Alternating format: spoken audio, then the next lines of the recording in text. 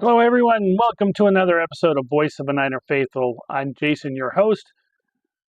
Today, we're going to obviously be diving into the first regular season game in the San Francisco 49ers, their impressive performance, how they continue to excel, even without one of their star players on the field.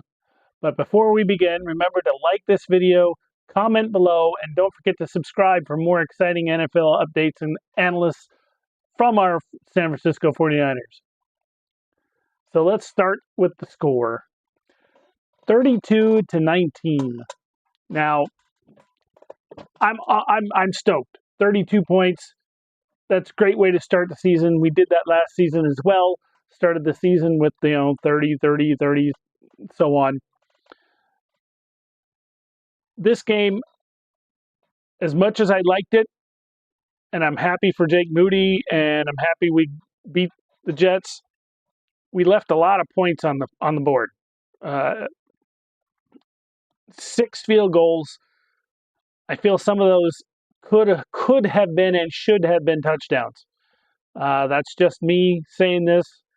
Obviously, there's circumstances behind it. There was the 4th and 1 where we looked like we were going to go for it, and Jets called the timeout, and then we decided to kick. I don't know. I just think we should have gone for that. Again, just me. But either way, it was a great win. And we did it without Christian McCaffrey. The thing that we have that a lot of teams don't is good coaching with our running backs. And because of that, Jordan Mason was able to step in. And Jordan Mason did awesome. Now, don't get me wrong. McCaffrey is a beast, no question about it. But one of the hallmarks of the Shanahan system, going back to Kyle's father and his days with the Denver Broncos, is their ability to turn unheralded running backs into stars. Yeah, I had to throw that word in. It sounded cool. And that's where Mason's story begins. With McCaffrey sidelined due to a calf injury, and Elijah Mitchell on injured reserve, well, Monday night was Mason's huge, big, gigantic moment. And boy, did he did it. It was awesome. In his first NFL start, this undrafted free agent, remember that, undrafted free agent, put up a career best performance with 147 yards and a touchdown on 28 carries, leading the 49ers to the 32-19 win over the Jets. Let's break that down for a minute. 49ers are a team built to handle adversity, and they proved that once again by not just surviving without McCaffrey, but thriving. Mason's performance against one of the NFL's top defenses wasn't just impressive, it was a showcase of what happens when opportunity meets preparation. I mean, Mason's been around during the whole offseason. He's been playing the number one running back because of CMC's injury. So he was ready, no doubt about it. But let's not get ahead of ourselves. We all know that football, it's a team sport. And while Mason was the standout, this was a collective victory. Deebo Samuel splitting backfield duties, found the end zone. George Kittle, as always, made key plays, lots of blocks. I still think they need to use George Kittle a little more. And Deebo Samuel running up the middle a little less. But team sport, they did their jobs. Brock Purdy, who started a little shaky, he had a couple of sails, but he got into his groove, connected on big plays, including a huge, crucial 34-yard pass to fullback Kyle Juszczyk. That set up Mason's third quarter touchdown. The 49ers offense clicked, scoring on 8 consecutive possessions after the initial punt. Now, again, I'm going to go back. We left a lot of points on the field. I'm thrilled that we got the win and everything, but 6 field goals, come on. On the other side of the ball, the 49ers defense made life miserable for Aaron Rodgers, who was making his highly anticipated return after missing most of last season with a torn Achilles. Might as well just say all of last season, 4 plays. Rodgers threw for 167 yards, but the 49ers defense held him in check and intercepted him in the third quarter thanks to Demo tipping the pass and Flanagan Fowles coming up with the pick. That was an awesome play, by the way. Let's talk about that interception. At the time, the 49ers were already up 23-7. Rodgers was under pressure, hesitated, and tried to force that pass to Garrett Wilson. But the 49ers defense was all over it. They knew what was happening. That play pretty much sealed the deal for the Niners. The game was effectively over, and the 49ers coasted from there. But what was really interesting here was how the game highlighted the depth and versatility of the 49ers roster. Sure, they're better with McCaffrey, but even without one of the best players in the league, they didn't miss a beat. Almost. I'm just going to keep going back to it. I hate to do it, but you got to be fair. 6 field goals instead of touchdowns. We were close on a couple of them enough that we could have done it. Okay. It speaks volumes to the culture in 49ers organization and the system Shanahan built. The Jets, on the other hand, well, they started strong. They had that really good touchdown drive in the first quarter, capped off by a Breece Hall touchdown, but after that, it was all the Niners. The Jets' defense initially looked good, pressuring Purdy and containing the run, but as the game wore on, the 49ers found their rhythm, and once again, there was no stopping them. 49ers offensive line in particular deserves a lot of credit. After a slow start, they turned it up a notch and opened up holes for Mason and gave him Purdy time that he needed to make the plays. But by the time Mason scored his touchdown in the third quarter, the 49ers had taken full control of the game. Let's not forget Jake Moody, the 49ers kicker, who tied a franchise record with 6 field goals in the game. His consistency was key, especially considering the 49ers struggled in the red zone, where they went just 2 for 5.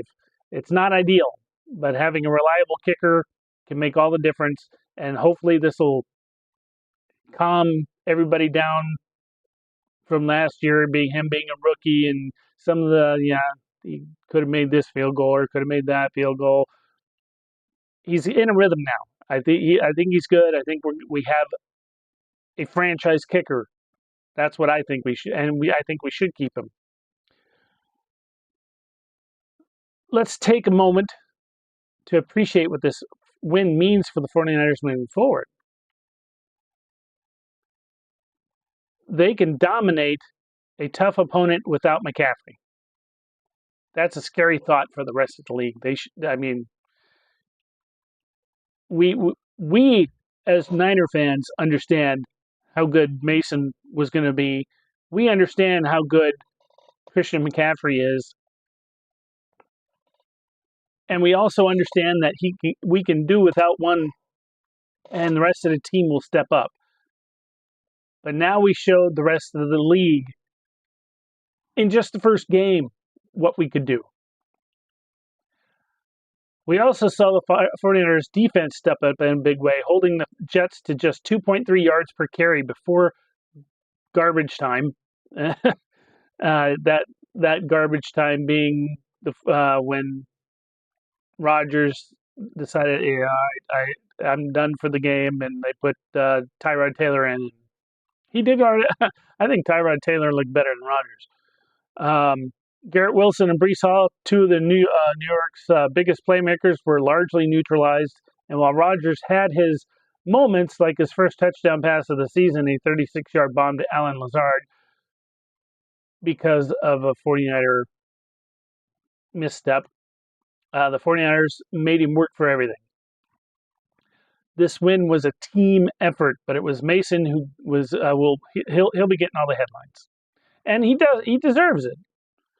This is the kind of story we love in football in general, not just us 49er fans. An undrafted player stepping into the spotlight and delivering when his team needs him the most. Mason has now earned himself a bigger role moving forward, even when McCaffrey returns. I think it's a good time to say that maybe there's your split. You wanted Shanahan wanted to limit, maybe take a little load off of McCaffrey this season. There it is. Mason can do it all. Now, a couple other things that I wasn't thrilled with in this game. Let me bring this up here real quick. It's a small picture. Sorry about that, but boom. Yeah, there's this, and then there's that one, and there were many others against Nick Bosa. Holding. They're not being called. What are these refs looking at?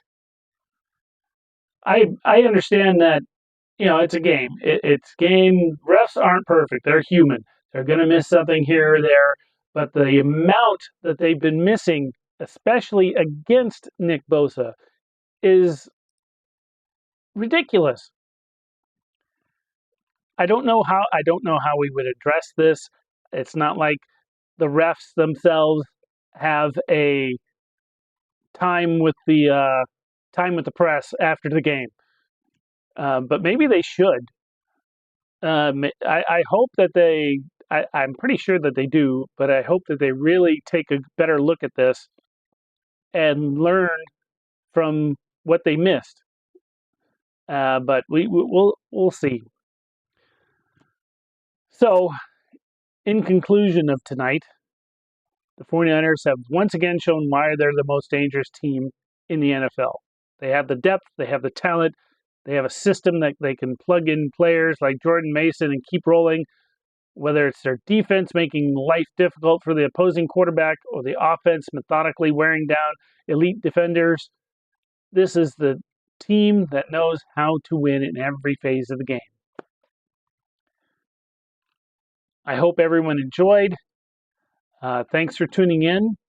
If you are enjoying this kind of breakdown, and I'm glad I can actually break down a real game, because when I started this, it was after the Super Bowl, and I did this all off season to try to get some practice in and get a little bit more experience. But if you like this, I'm hoping you do. Tell all your friends. Have them look me up. Voice of a Niner Faithful. Don't forget to like the video. I could use some likes. Leave a comment. Definitely leave a comment if you want me to talk about something in particular next episode, which will be after the Vikings game. Actually, now that I say that, you might see me a little bit before the Vikings game, because I will be there. I am going to Minnesota since I live here in Wisconsin. It's a close game. I got my tickets. I'm going up there Saturday, staying at the hotel right there in at the Mall of America, and hopefully I will bump into some of you wonderful fellow 49er fans, and we can chat live, because I can go live now on my phone, and we will do a little bit of something before the game, try to talk to other fans outside the stadium before everyone goes in, and talk about it after the game. I'll try to get something out there right after the game as I'm walking to my car, and then on the way home, my wife and I will split duty driving, and I'll go back on and talk about it then, though I have to make sure it's not not going into a dead zone. There's a couple of dead zones for my cell service between here and Minneapolis, so I will make sure that doesn't happen. So hope to have all of you watching next week. Watch out for the live. I'll try to put a short in before I go, and let you know that it's coming up. And hope to have a bunch of comments ready for me for next week. Until then, like I said, don't forget to like the video, leave a comment below with what your thoughts are, and please tell your friends. And if you haven't done so already, subscribe to the channel for more in-depth analysis. I'll see you next time.